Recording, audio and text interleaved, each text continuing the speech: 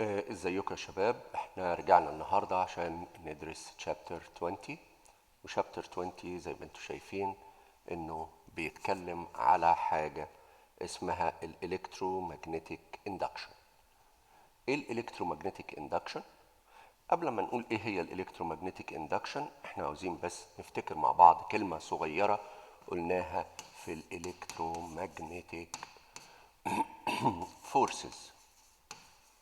اوكي، قلنا ان احنا عندنا electric field plus magnetic field يبقوا perpendicular على بعض بيدوني motion. يبقى electric current plus magnetic field. طبعا electric current ده موجود في واير او موجود في كويل، يبقى ده بيديني motion. الكلام ده ايه؟ الكلام ده الالكترومagnetic فورس.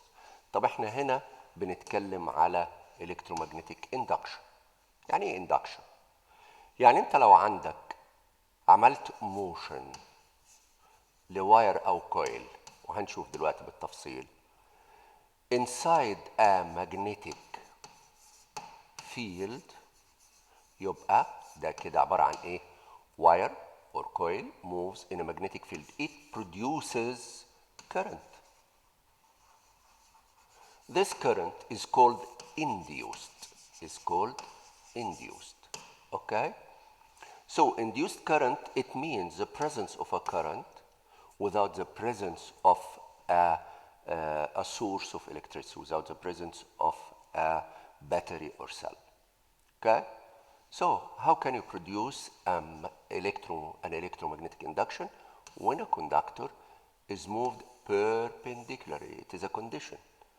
Without the use of a battery or a cell in a magnetic field, an EMF is induced, and induced current, you can say EMF or induced, because voltage and current are directly proportional always to each other.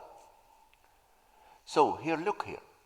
If you have a magnet, if this is north and this is south, these are two magnets. This is a pole and this is another pole, facing two opposite poles facing each other. These are two magnets, but the unlike poles facing each other. And this is the wire that moves downward. It moves downward in between, or cut the magnetic field. So what happens? Do you see? Here is a galvanometer. Galvanometer, it means an ammeter or voltmeter that measures a very small amount of current. Originally, it is at zero. But when the current passes, when the wire moves in between the magnetic field or cuts the magnetic field lines, it deflects into a certain direction. Remember, this direction is downward. So, if the wire moves upward, I'll change the color. So, if the wire moves upward instead of downward, you will find that the deflection will be in the opposite direction. So, let's say, how can you reverse the direction of the induced current? So the first one is by reversing the direction of motion. Second, you can reverse the magnetic field itself. So you can put here is the south and here is the north. Reverse the position. So this is the first way to produce an induced current. The second one, you have a magnet. This is the north pole of the magnet, and it is in. You are inserting the magnet inside a coil. You will find that the direction of the current, like here, like it is mentioned or drawn to the left. If you make the north pole out of the coil, the direction of the induced current will be reversed too. So how can you reverse the direction of motion of the current? So first, by change the direction. Instead of in, it will be out. The other one, by inserting the south instead of the north. So if you change the pole that you are inserting inside the coil, so the induced current will be reversed too. So you may increase the speed or decrease the speed. Look here, the induced current intensity depend on. Suppose that we have a certain speed, and if you start from rest, now you are at rest, you don't move. When you start to move the north pole inside, you will start from rest and increase the speed to a certain value and then decrease it as you reach the maximum end. It means that the current will move to the maximum as you reach the maximum here, and as you reach the direction at the end, it returns or moves to zero. As you move out, so the direction of current will move to the maximum and then returns to zero again. Which means that it looks like you have an alternating current. Either if you draw it like that, or if you draw it like that, never mind, it has the same meaning. But say, look here, what happens if you increase the speed? If you increase the speed, so if the current reaches its maximum like here and minimum like here, or maximum in the opposite direction like that, suppose its value is 1 volt, okay? If you increase the speed, two things will happen. One of them is to reach a higher voltage according to your speed. This is first. Second, it will increase the frequency, which means, look here, voltage increases,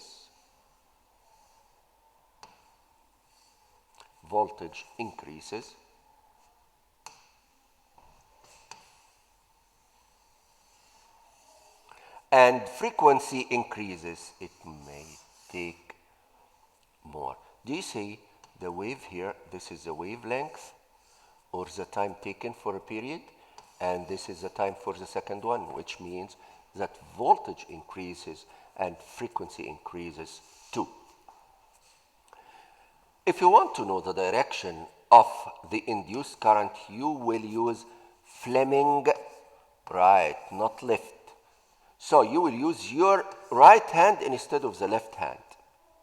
We will use it a very small number of times in your questions, but it is needed, and some questions came in the last years of the exam. So you will say, in the opposite way, you mention the Fleming left-hand rule. You will say if the thumb indicates the direction of motion of the wire in the magnetic field, okay, it induces current perpendicular to the motion and the magnetic field.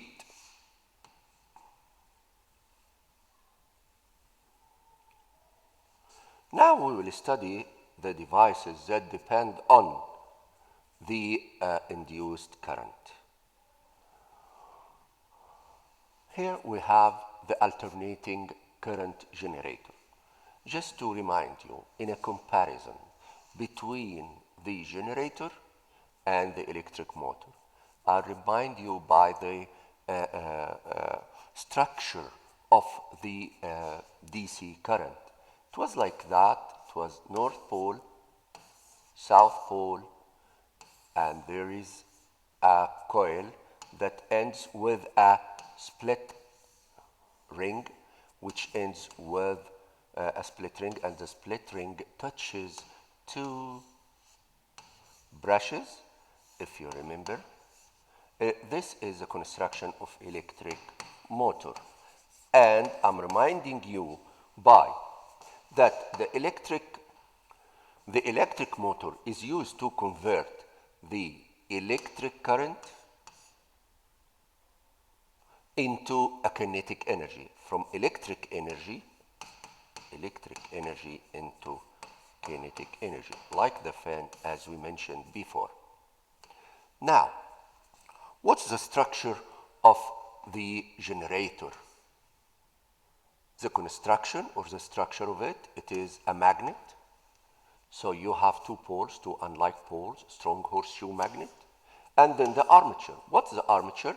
It is a rectangular coil wound around a soft iron cylinder. We'll talk about this function later. Of insulated sheets that is connected to two slip rings, A1 and A2. Look here. There is two rings, this ring and this ring. So you have two rings. The ring A1 touches the brush B1 and the ring A2 touches the brush B2.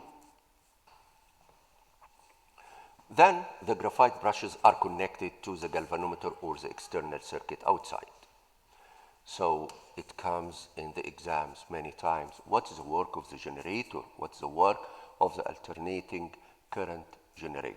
Now, when the coil rotates, so the coil rotates, you use an external effect which causes the coil to rotate. The coil, as it rotates, it cuts the lines of the magnetic field. Then what happens? The magnetic fields affect the electron inside the coil and causes the electrons inside the coil to move. What next? Okay, as electrons move, it means that there is an induced current. Induced current is formed in the coil or the armature and in turns in the external circuit. So the induced EMF is formed. Okay? Let me explain something about its job. Now we'll draw two things. Suppose that this is the direction of the magnetic field. It is from north to south. This is the direction of the magnetic field. Okay? And also, it shows the shape. First of all, if the coil, we will start from the perpendicular direction. The perpendicular direction, that is where the coil comes like that. I'll show it to you in the next page.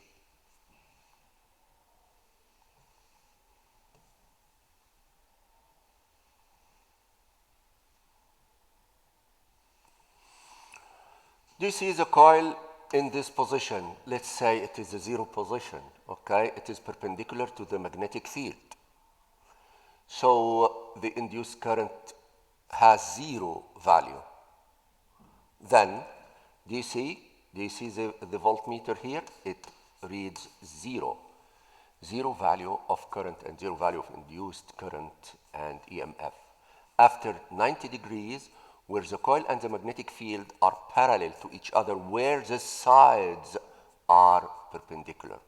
So this side is perpendicular to the magnetic field at 90 degrees, which means it gives you the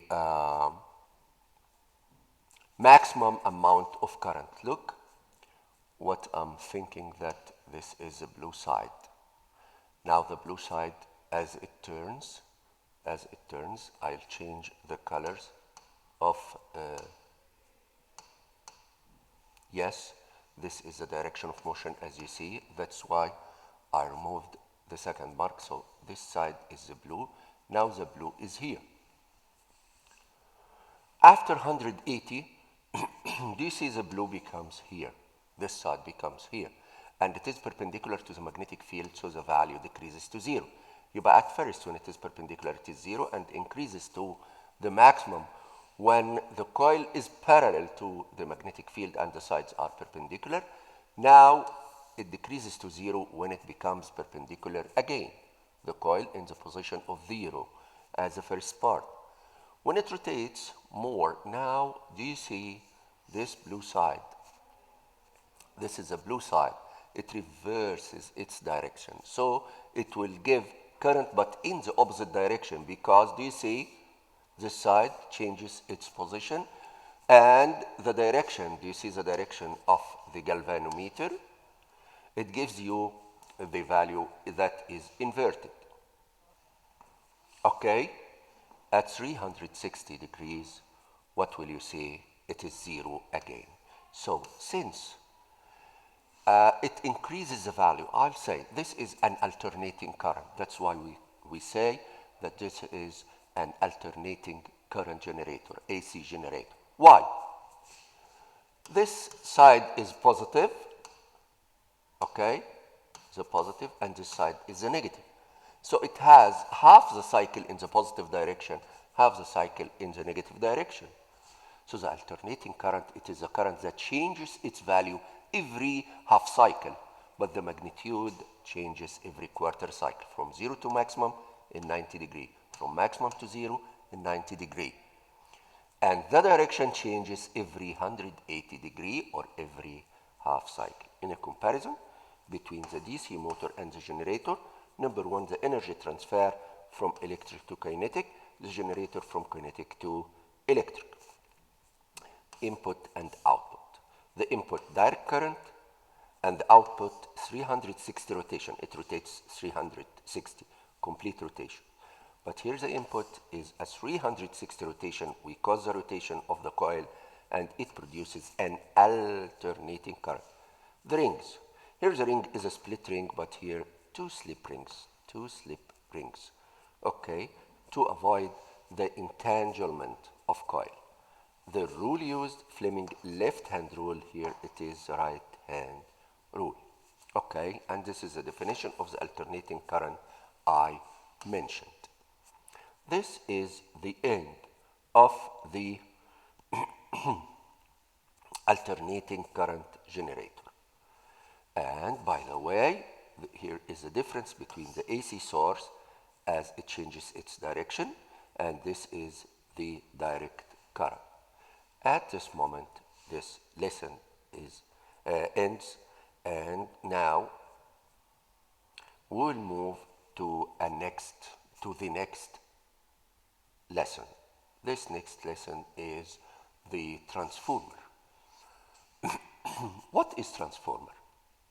First of all, the transformer depends on electromagnetic induction as the AC generator. So let's say that you have two devices that depend on the electromagnetic induction. The first device is the alternating current generator, and the second one is what is the transformer. What does a transformer do? Okay, you have two figures. You have this figure, the up figure, and the down figure.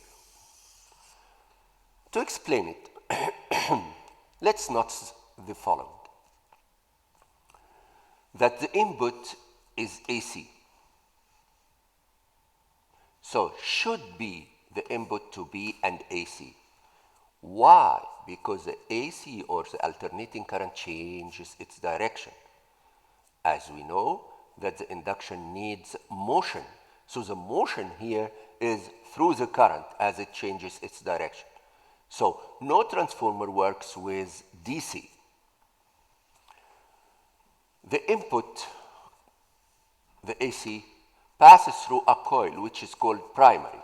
So when it is mentioned primary, it means that the input through this side. It is the same written here, primary coil.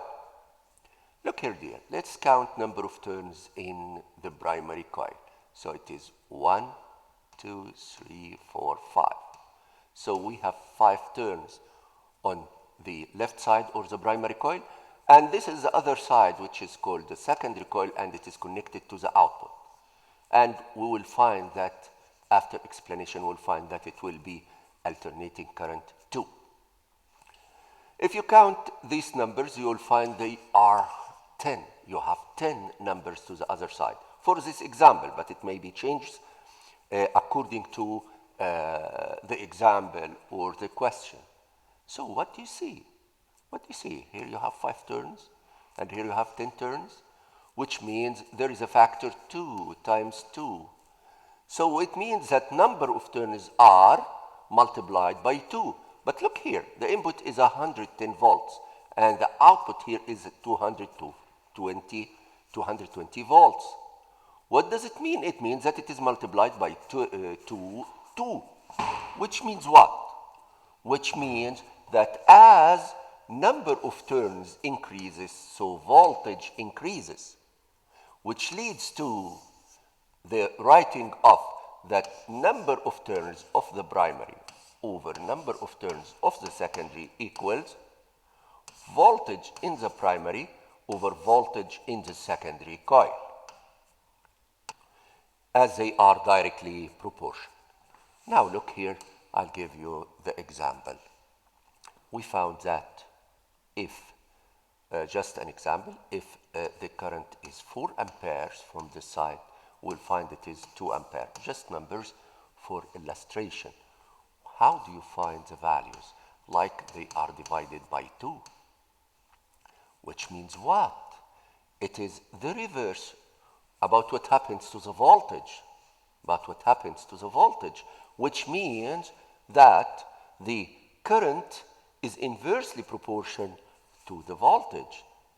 Okay? From where it comes? Because power equals voltage times current, and voltage is inversely proportional to the current. I may add it to the law to have the complete law is current of the secondary over current of the primary. And this is the law you will use in your solving. You will choose any two parts you need, maybe numbers with voltage, maybe voltage with current, maybe number with current, as a requirement of the question itself. This is the main idea of the transformer. We call it step up. Why it is a step up? Because it step up or increases the voltage. It is 120 and it becomes higher than the input. If it is 110 and the other side greater than 110, so it is a step up transformer. But if you have the opposite, where the input number is 10, the input number of turns is 10, and the secondary coil number is 5, so it means that it is divided 2. Since number of turns decreases, so you will see that the voltage decreases, and it is decreases by 2. And by looking to the current, you will find that if it is 2 ampere, it will be increased to 4 ampere. So, what is the benefit of each one of them? You have a step-down transformer like what you have in your charger. And in your charger, we'll explain later in the next page that the charger has a step-down transformer in it beside a diode to convert the AC to a DC, as the mobile doesn't work with an AC. Again, step-down transformer is used to decrease the amount of voltage comes out from the other side, from the secondary coil. But what is the benefit of the step-up transformer? You know the national grid? The national grid, I'll explain it first.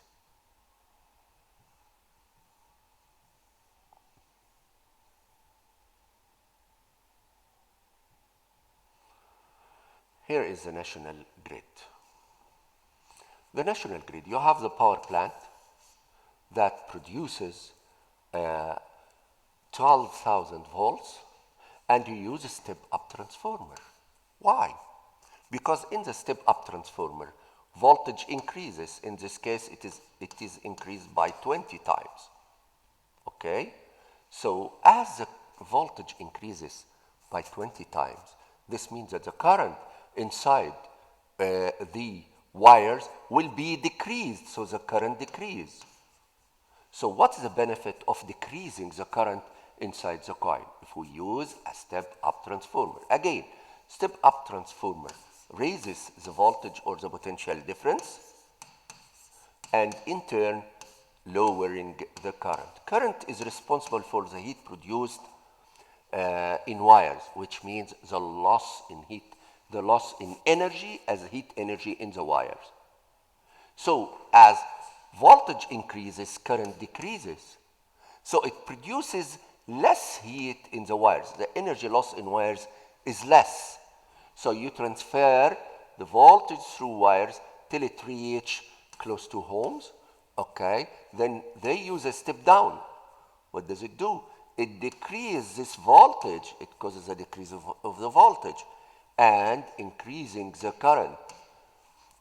And through many step-down transformer to produce the desired voltage and the desired current you need. This is the usage of the national grid. And this is the point we talked about. No transformer acts with DC source. Why?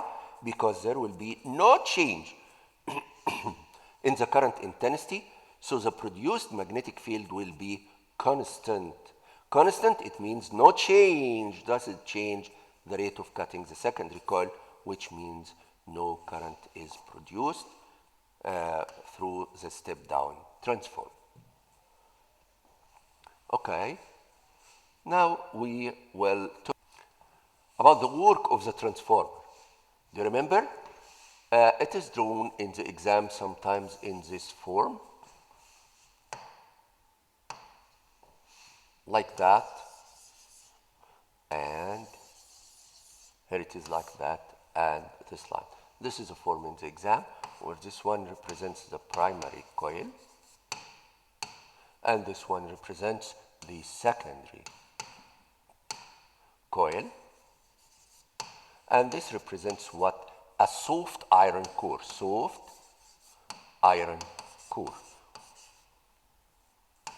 The soft iron core are many sheets and separated by insulation between them.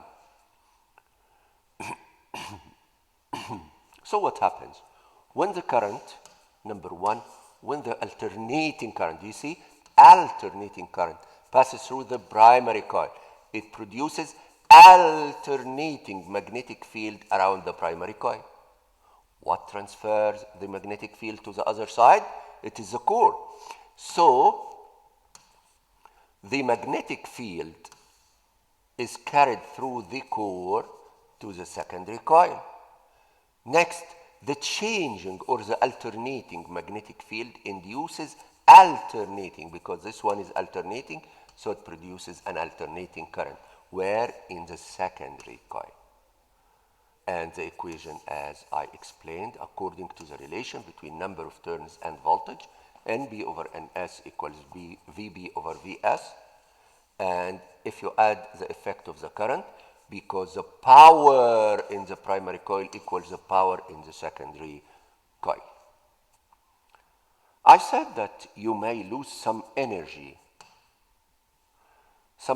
in wires due to heat. And when it is reduced due to heat, you may lose some energy. So the efficiency of the transformer, as we studied before, it is the output, usually the output over the input. Or in this case, because we are talking about an electric efficiency, so the power VI for the secondary, which is the output, over the power, which is VPIB in the secondary, times 100, it gives you the efficiency. You can say it the energy. So you will add T and T, upward and downward. But of course, they will be simplified with each other to have VSIS over VPIB. Okay? If you receive a question that includes that the efficiency like 90%, we'll see it in the exams. Okay? If you have 10 volts, okay, in the primary, so as the efficiency is 90%, it means when you multiply by 90 over 100, so we'll find it will be 9 volts. You receive 9 volts, not 10 volts. So to reduce heat loss in the transformer, you make the coils made of low resistance copper wires or thicker wires as much as possible. Okay, and the core is made of laminated insulated sheets of iron. You have insulated sheets. Okay, and we talked about the national grid. Now we reached the end of the chapter by talking about the transformer and the generator. Please study these two chapters. You receive on Sunday the questions, some questions solving of some questions from paper 2 and paper 4. Study them well and meet you on Sunday. Thank you.